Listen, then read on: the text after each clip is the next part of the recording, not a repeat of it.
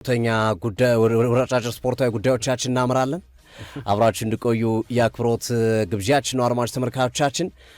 እሺ በጣም አሪፍ። የመጀመሪያው ጉዳይ የምናደርገው ጆዜ ነው። ጆዜ ሞሪኒዮ ጆዜ ወደ አሰልጣኝነት ተመልሰዋል። የ25 ዓመታት ቆይታ በኋላ ነው ወደ ቤኔፊካ መመለስ የቻሉት። ስለዚህ ጆዜ ሞሪኒዮ ትናንት እንደሚታወሰው ያልተጠበቀ ውጤት ተመዝግቧል። ቃራባህ የተባለው ክለብ 3-2 ቤኔፊካን አሸንፎታል። ያልተጠበቀ ውጤት ነው። ይህንን ተከትሎ ብሩኖ ላዥን ያሰናበቱት ቤኔፊካዎች በፍጥነት ጆዜ ሞሪኒዮ ላይ ትኩረት በማድረግ ጆዜን ለማስፈረም ኦልሞስት ተነጋግረው ተስማምቷል የሚሉ መረጃዎች እየወጡ ነው። ጆዜ እንደሚታወቀው ከጥቂት ሳምንታት በፊት ነበረ ከፊነርባቼ የተሰናበቱት። እሳቸውም በተመሳሳይ በውጤት ማጣት ነው። በተለይ የአውሮፓ ውድድር ላይ መሳተፍ የሚገባቸውን በኤሮፓ ሊግ በመሰናበታቸው ምክንያት የመጣጣጣ እንደነበረ ይታወቃል። ጆዜ ሞሪኒዮ ሌላው አነጋጋሪ ነገር ቤኔፊካን የሚይዙ ከሆነ የጀመሩትም ቤኔፊካን የጀመሩት ፖርቶ እያሉ ነው የመጡት። 25 ዓመታት የመጀመሪያ አካባቢያቸው ክለብ ነው እና ጆዜ ሞሪኒዮ ቤኔፊካን እንግዲህ ኦልሞስት ተስማምተዋል። የሚጨርሱ ከሆነ በሻምፒዮንስ ሊግ ጨዋታዎች በቀጣይ የሚያገኙት ቼልሲን፣ ሪያል ማድሪድን ነው እና ጆዜ ደርቢ ይጠበቃል በቀጣይ ጊዜያቶች። ቼልሲና ሪያል ማድሪድን ያገኛሉ። ሁለቱም የሰሩባቸው ያሰለጠኑባቸው፣ በሁለቱም ደጋፊዎች የሚወደዱ አይነት አሰልጣኝ ናቸው። ስፔሻል ቼልሲ ቤት ውስጥ፣ ማድሪድም በተመሳሳይ ብዙም ያን ያህል የመጠላት ስሜት ያላቸው አይነት አሰልጣኝ አይደሉም። ስለዚህ ጆዜ ሞሪኒዮ እነዚህን ጨዋታዎች እንደሚያደርጉ የሚጠበቁ ነው የሚሆነው በሁለቱም አቅጣጫዎች። ስለዚህ ጆዜ ወደ ሀገራቸው ወደ ፖርቹጋል ግን ባከነው አይደል? በእርግጥ ስኬታማ ናቸው። እንደዚያም ነው የትም ቢዘሉም የታሪክ ማህደራቸው ሲመዘዝ ሻምፒዮንስ ሊግ አላቸው፣ ፕሪሚየር ሊግ አላቸው፣ ሶስትዮሽ ዋንጫ አላቸው። ሁሉም ትልልቅ አሰልጣኝ ያላቸው ነገር በሙሉ አላቸው ጆዜ ሞሪኒዮ። ግን አሁን እየባከኑ ነው። ቶሎ ቶሎ መዝለሉ ነው አክቹዋሊ ስራቸው ነው። በፊትም እንደዛው ናቸው። 62 ዓመታቸው ነው በነገራችን ላይ ጆዜ 62 ዓመቱ ናቸዋል። ጆዜ ሞሪኒዮ ያው ሮማ ሚደው ኮንፈረንስ ሊግ አንስተዋል። ኢንተርም በተመሳሳይ ማንቸስተር ዩናይትድ መጥቶ ዋንጫ አንስቷል። ዩሮፓ ሊግ፣ ሊግ ካፕ በቃ ዋንጫ ያነሳሉ። በምን የትም ፍጩ ዱቄቱን አንጩ በሆነ መንገድ ይሁን በሌላ መንገድ ይሁን ዋንጫ ያነሳሉ። ካዝናቸው ደግሞ ጆዜ ሞሪኒዮ የካሳ ክፍያቸው ኦልሞስት 80 ሚሊዮን ደርሷል። ከተለያዩ ክለቦች ጋር አሁን ፌነርባቼ የሚከፍላቸው አይመስለኝም። ተው እንጂ በህጉ መሰረት ባላቸው የተወሰነ ወራት መቆየት አለ በስራ ፈት ካሳውን ለመውሰድ። እንዲሁም አንዳንዶቹ ክለቦች ሲፈራረሙ ምን ያደርጋሉ መሰለኝ? ሀገር ላይ ነው ባይዘው ወይ ገንዘብ ከፍለ የምሸኘው ውጭ ሀገር ምን ያደርጋሉ? ካሳውን በየወሩ ይከፍሏል። እንደ ደሞዝ ማለት እንደ ደሞዝ ካሳ ደሞዝ ነው አይደል? ካሳው ሌላ የለም እኮ ደሞዝን ነው የሚከፍሉ። በየወሩ ይከፍላል። ስራ ስታገኝ ይቆማል ማለት ነው። አውቶማቲካሊ ይቆማል። ህግ ነው። ትክክለኛ ይሄ ነው ጥሩ አካሄድ። አውቶማቲካሊ ይቆማል ስራ ስታቆም። ስራ ከሌለ ግን ኮንትራትን እስከፈረምክበት ቀን ድረስ ያለውን ገንዘብ ትከፍላለህ። አብዛኞቹ ክለቦች በዚህ ነው የሚሰሩት። ለምሳሌ ኤሪክ ቴናግ ኤፊስቲዮንቴ ሊመለሱ ነው። ኤፊስቲዮንቴ ሊያሰለጥኑ ነው። ግን 20 የሚሄዱ ከሆነ በሊቨርኩሰን ሊከፈላቸው የሚገባውን 5 ሚሊዮን ዩሮ የመጠየቅ መብት የላቸው። በሊቨርኩሰን በቃ በየወሩ ነው የምከፍለው ማለት መብቱ። በየወሩ ከፍላለሁ። ስለዚህ ስራ ሲያገኙ ግን እናቆማለን። እንደዚህ ነው ዓለም አቀፍ ስምምነቶች። ተመልከታቸውን እያየሁ ነበር አንዳንድ ህጎችና ጋዜጦችን ምናምን የሚያወጣቸውን ህጎች ምናምን በዚህ መንገድ ነው የሚሰራው። እኛ ሀገር ብቻ ነው ውል ማፍረሻ ሲባል ድርግም ብድግ አድርገህ ሙሉ ደሞዙ ምናምን የምትሰጠው። ስራ ላገኘ ሰው እንዴት ትሰጣለህ? ውል ማፍረሻ የምትሰጠው ስራ ለሌለው ሰው።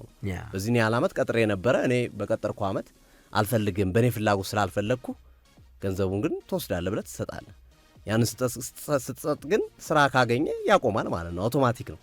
እነዚህ አይነት ህጎች እኛም አገር እግር ኳስ ሊለመዱ የሚገባቸው ነው ብለን እናምናለን። ሞሪኒዮ ላይ የተወሰነ ሀሳብ ሶፊ ይቻላል። የቻምፒየንስ ሊግ ኳሊፊኬሽን ፌነርባቼ ቤኔፊካን አሸንፏል። አሁን እሳቸውም በአሰልጣኝነት ዘመን በፌነርባቼ እያሉ ማለት ነው እና 1-0 ተሸንፈው ነው በድምር ውጤት ከዚህ ከቻምፒየንስ ሊግ ኳሊፊኬሽን የወጡበት እና ለዛም ነው የተሸነፉት ደግሞ በቤኔፊካ ነው እና ለዛም ነው ከክለቡ ጋር የተለያዩ ተደጋጋሚ ውጤቶችም አልተመዘገቡም በሚል የተሰናበቱትና አሁን ደግሞ በቻምፒየንስ ሊግ የጣላቸውን ክለብ ነው መለሰው ቤኔፊካን ሊያሰለጥኑ የተቃረቡት። ቤኔፊካዎች ሩበን አሞሪምንም ጥያቄ እንደጠየቁ ስንዘግብ ነበረ። 12ኛ ክለባቸው ይሆናል የሞሪኒዮ እንግዲህ 12ኛ ክለባቸው። ተደጋጋሚ ክለቦች አሉ። አሁን ቼልሲ ተደጋጋሚ ክለብ ነው፣ ሪያል ማድሪድ ተደጋጋሚ ክለብ ነው። ግን በአጠቃላይ የቤኔፊካ አሁን ሲመለሱ አጠቃላይ እንግዲህ 12ኛ ክለባቸው ይሆናል ማለት ነው። ይሄ እንግዲህ በተለያዩ የአውሮፓ ሊጎች ተዛዙሯል። ቱርክ በለው፣ ስፔን በለው፣ ፖርቹጋል በለው፣ ጣሊያን በለው፣ እንግሊዝ በለው ያለዱበት የለም። ስታያቸው ሰክሰስፉል ናቸው እና ቀጣይ በቻምፒየንስ ሊግ የነ ማድሪድ ጨዋታ ሌላ ራሱ የሚዲያ ትኩረት እኮ ነው። የነ ቼልሲ ጨዋታ ከሞሪኖ መምጣት በኋላ እንደ አዲስ የምታየው ጨዋታ ይሆናል። የሚዲያው ዜናው እንዲህ ያሉ ፕሬስ ኮንፈረንሳቸው እንዲህ ነበር፣ ፖስት ማቹ እንዲህ ነበር፣ ራሱ ሌላ የሚሰጥህ አንድ ማጣፈጫ አለና ሞሪኖ መመለሳቸው ለእግር ኳስ ቤተሰብ ድምቀት ነው፣ ጥሩ ነው ተብሎ ይጠበቃል። ዩናይትድ እየተባለ ነበር እንደውም አንዳንድ ሀሳቦች ግርም ሾም እያነሳው ነበር ቢመለሱ የሚሉ ሀሳቦች ነበር። ኤኒዌይ ወደ ቤኔፊካ የስታዲዮ ደሉዝ ያቀና ነው ተብሎ ይጠበቃል። በጣም አሪፍ። ወደ እሁዱ ጨዋታ እናምራ። ከወዲሁ ማነጋገር ጀምረዋል። የእሁዱ ጨዋታ የአርሰናልና የማንቸስተር ሲቲ በኤምሬትስ ስቴዲየም የሚከናወን ጨዋታ ነው። አነጋጋሪ ሰው ዳኛው ናቸው። ዳኛው ዛሬ ነው የተነገሩት። ስቱዋርት አትዌል ይህንን ጨዋታ ይመራሉ ተብሎ ተነግሯል እና ሁለቱም ቡድኖች እኩል ነው ቅሬታ ያቀረቡት። የመጀመሪያው አርሰናል ነው። አርሰናል ደጋፊዎች የሚያስታውሱት ይመስለኛል ኒውካስል ከአርሰናል 2023 ላይ በነበረ ጨዋታ የወጣ ኳስ ጆይ ዊሎክ ይመስለኛል ካልተሳሳትኩኝ ከመስመር የወጣ ኳስ አሻግሮ የሉንተን አስቆጠረው። ያቺ ኢንሲደንት ለፕሪሚየር ሊግ ዋንጫ ጉዞ ተጽዕኖ አሳድራለች። አርሰናል በዛ የውድድር ዓመት በ2 ነጥብ ነው ዋንጫውን ያጣት። በ2 ነጥብ ነው ያጡት። በዛ ጨዋታ መሸነፋቸው አንዱ ዋጋ ያስከፈላቸው እንደነበር ይታወሳል። እና ከጨዋታው በኋላ አርቴታ ወራዳ ዳኛ የሚል ሀሳብ ጭምር ነው ያስቀመጡት። ለፕሪሚየር ሊግ ራሱ ዲስክሬስ ነው፣ ውርደት ነው ያሉት እንዲህ አይነት ዳኛ መዳኘቱ። 3 ኢንሲደንቶችን ነው የተመለከቱት። በጣም ረጅም ደቂቃ የፈጀ የቫር ቆይታ ነበረ፣ ግን መጨረሻ ላይ ጎልን አጽድቀውታል። ይሄ ነው የአርሰናል ትልቁ ቅሬታ። ስቱዋርት አትዌል ሆን ብለው በሴንት ጄምስ ፓርክ ስቴዲየም ነጥብ ነጥቀውናል የሚል ጥያቄ ነው። በአስገራሚ ነገር ከዛች ኢንሲደንት በኋላ ላለፉት 2 ዓመታት ስቱዋርት አትዌል አርሰናልን ዳኝተው አያውቁ። ላለፉት 2 ዓመታት አርሰናል የሚባል ክለብን ዳኝተው አያውቁ። ሆን ተብሎ ነው ወይስ በአጋጣሚ ነው? አይደል ነው፣ ግን በአጋጣሚ አይመስለኝም። 2 ዓመት ብዙ ዳኛ በሌለባት እንግሊዝ አይመስለኝም። ያው ያለውን ስሜት ስለሚያውቁት ይመስለኛል እና ያደረጉትን ነገር ስለሚታወቅ ይመስለኛል። ማንቸስተር ሲቲዎች ደግሞ እያቀረቡት ያለው ባለፈው የውድድር ዓመት በ2025 የኤፍኤ ካፕ የፍጻሜ ጨዋታ ላይ ከክሪስታል ፓላስ ጋር በነበራቸው ጨዋታ የክሪስታል ፓላስ ግብ ጠባቂ ዴን ሄንደርሰን ከሳጥን ውጭ ባልተፈቀደለት መንገድ በእጅ ኳስ ነክቶ ዳኛው በዝምታ አልፏል። እቺ ደግሞ ወሳኟ ሂደት ናት። ጨዋታ ላይ ጎል ባናገባ እንኳን ፔናልቲ ላይ የኦማር ማራሙሽን ፔናልቲ ነው ያዳነው። አይ ቲንክ ዴን ሄንደርሰን ያንን አያድንም ነበር የሚል እሳቤ አላቸው እና ዋንጫውን የነጠቀና ምና ኤፍ ኤ ካፕ ዋንጫውን ስቱዋርት አትዌል ናቸው የሚል አቋም ማንቸስተር ሲቲ ደጋፊዎችም አሰልጣኝ ፔፕ ጋርዲዮላም አላቸው እና ኤምሬትስ ላይ የሚመጡት እኚህ ዳኛ አወዛጋቢ ዳኛ ናቸው። በሁለቱም ክለቦች ደጋፊዎች፣ በሁለቱም ክለቦች አሰልጣኞች የተወገዙና ከፍተኛ የሆነ ጫና ያለባቸው ሰው ናቸው። አርቴታ ውርደት ለሊጉ እያመጡ ያሉ ሰው ያላቸው በጣም ሰፊ አትታ ነው የሰጡባቸው። ታስታውስ ከሆነ ይዛል ሊጉ ዓለም አቀፍ አይደል እንዴ? ሊጉ በዓለም አቀፍ ተወዳጅ ሊግ አይደል እንዴ? እንዲህ አይነት ነገር የሚደረግበት ከሆነ ያሳፍራል እስከ ማለት ድረስ አርቴታ በብስጭት የተናገሩበት ነው ያ የስቱዋርት አትዌል ድርጊት እና እኚህ ሰው ጨዋታውን በዋና ዳኝነት ይመሩታል ተብሎ ይጠበቃል፣ ወይም እንዲመሩት ተመድበዋል። እንግዲህ በምን መንገድ ሌላ አወዛጋቢ ነገር በጨዋታው ላይ ይፈጽሙ ይሆን ወይስ ደግሞ በጥራት ጨዋታውና በብቃት ይወጣሉ የሚሉት ጉዳዮች በቀጣይ በጉጉት ከሚጠበቁ ነገሮች መካከል የሚጠቀሱ ናቸው። የስቱዋርት አትዌል በዳኝነት መመደብ ግን ብዙ ጊዜ አንድ ክለብ ነው ቅሬታ ሲያነሳ የምንሰማው። የሆነ ክለብ እከሌ የሚባለው አሰልጣኝ እኔም በድለውኛል ሊዳኙና አይገባም ይላል፣ አንደኛው ለዘብ ይላል። ብዙ ጊዜ ሁለት ክለቦች ግን እንዲህ አይነት ቅሬታ ሲያቀርቡብህ ሊሆን የሚችለው የብቃት ችግር ነው። የማርላት ችግር ብቻ ሳይሆን የብቃት ችግር ሊሆን ይችላል እንዲህ አይነት ነገሮች ሲከሰቱና እነሱም እያነሱ ያሉት እሱን ነገር ነው። ግን የእንግሊዝ እግር ኳስ ማህበር እነዚህን ነገሮች ያውቃቸዋል። ኢንሲደንቶችን ከዚህ ቀደም ቅሬታ የቀረበባቸው እንደሆነ ያውቃል። ሀሳብ ይለውጣል ተብሎ አይጠበቅም። ስቱዋርት አትዌል በዳኝነት የሁለቱን ቡድን ጨዋታዎች እንደሚመሩም የሚጠበቅ ይሆናል ተብሎ ይጠበቃል። ሌላው ኤቨርተን እንመለከታል። ኤቨርተን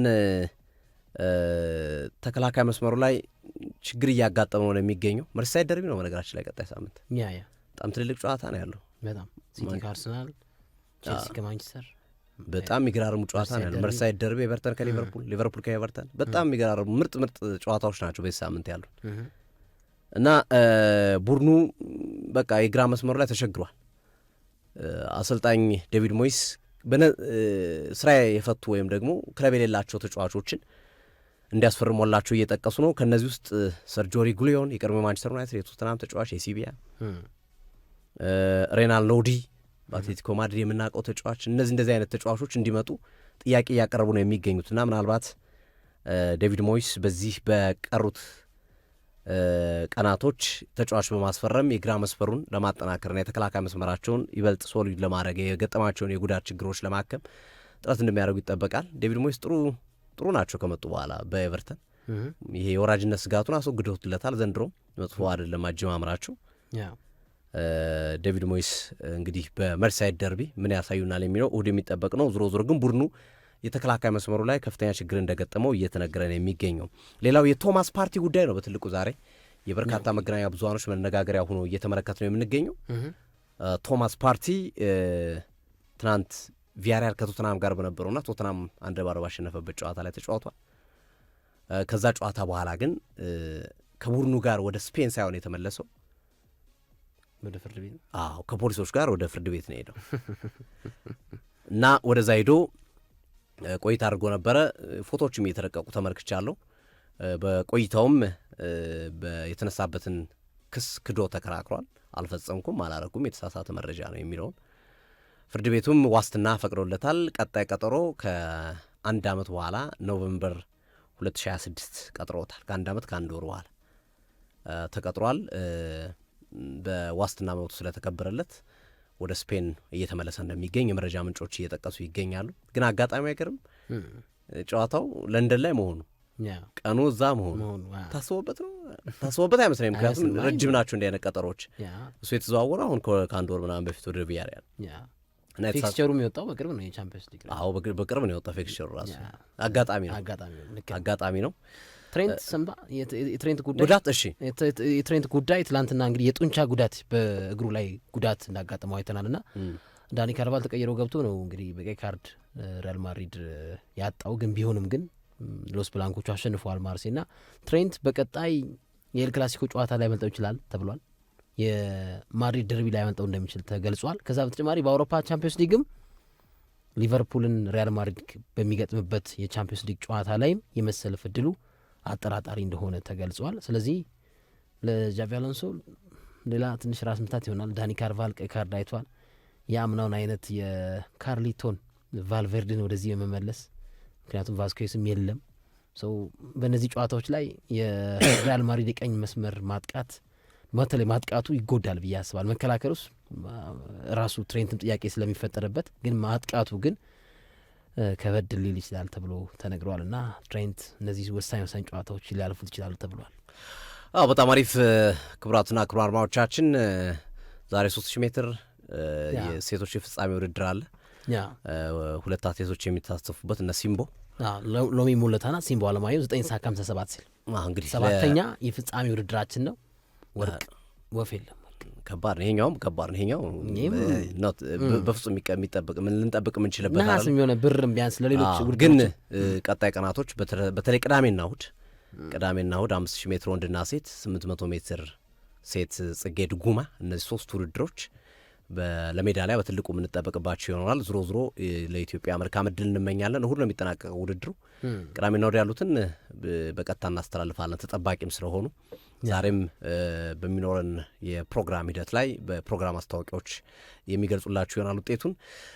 አብራችሁን ለነበራችሁ ሁሉ ከልብ እናመሰግናለን። ነገ በተመሳሳይ ሰዓት 6:00 ተገናኝተን ደግሞ በአዳዲስ ጉዳዮች እነጋገራለን። ነገ ደግሞ የሲቲ ቀን ነው። ሲቲ ከናፖሊ ሐሙስም ሻምፒዮንስ ሊግ መመልከት ጀምራል። አዲስ ፎርማት ተመስገን እኮ ለእግር ኳስ በጣም ጥሩ ተመልካች ከባድ ጨዋታ ነው። ባይዘው ናፖሊ ለሲቲን ማሸነፍ ይችላል ማለት ይምጣ ናቸው።